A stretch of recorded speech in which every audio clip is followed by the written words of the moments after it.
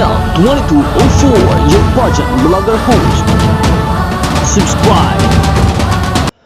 Magandang araw Pilipinas and good day pageant lovers. Narito ang pasilip sa final evening gown ni Miss Philippines Sophia Arcangel na kanyang gagamitin para sa finals night na nagaganap ngayon sa Miss International Queen 2024 The Coronation Night. Ngayong 8 PM nga nagsisimula na ang labanan ng Miss International Queen at hindi naman nagpahuli sa detalye sa ganda ng gown si Miss International Queen USA na talaga naman bumagay rin sa kanya ang detalye at ganda ng kanyang gown.